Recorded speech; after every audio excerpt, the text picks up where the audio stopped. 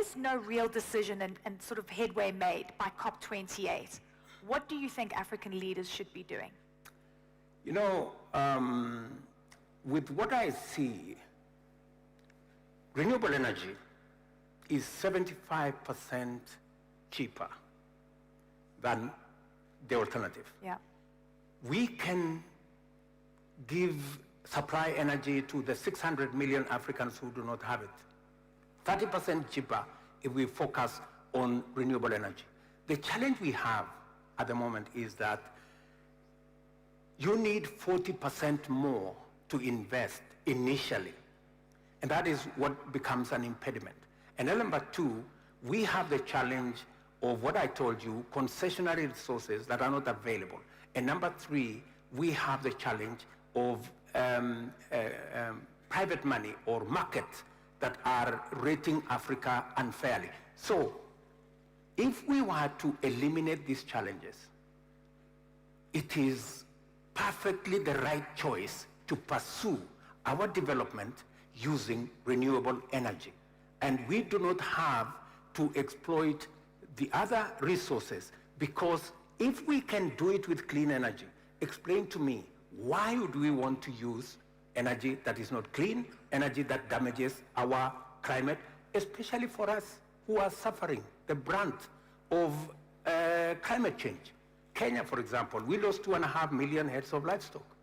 Yeah. In the Horn of Africa, we lost 9.5 million heads of livestock between Kenya, Somalia, Djibouti, Ethiopia.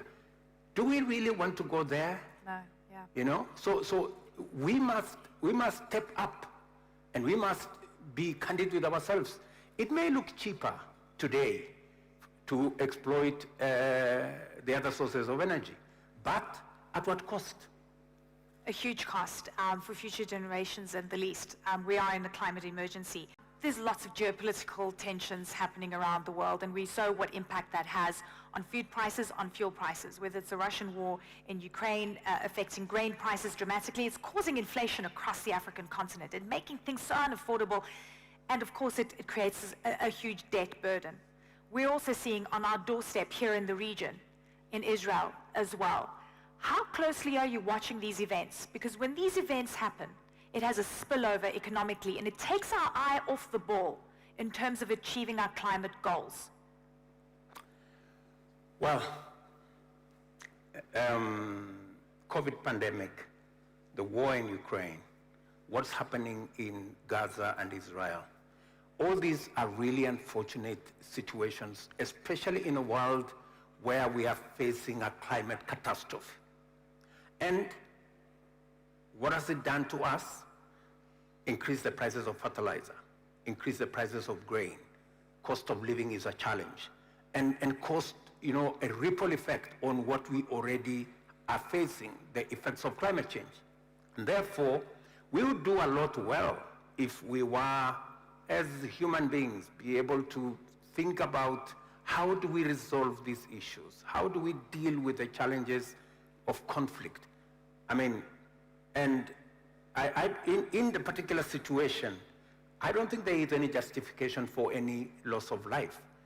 For example, in Kenya, we have suffered the brunt of struggle for independence, the same way the Palestinians are doing. We have also suffered the challenge of terrorism, the same way Hamas visited terrorism on Israel. Both are wrong.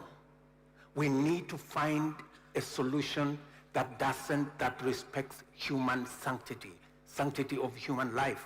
And I think the sooner we get to a table and discuss these issues, we can never get a solution through the power or the barrel of the gun. I think we need to resolve these issues because it's hurting us. It is hurting those of us in the global south. Yeah. And the one thing I would want to say that the globe must listen to us is it is not possible anymore to do something at the corner and expect that it doesn't affect other parts of the world. Yeah. Just the same way, we have a huge demographic dividend in Africa. We have big population of young people, learned, creative, innovative.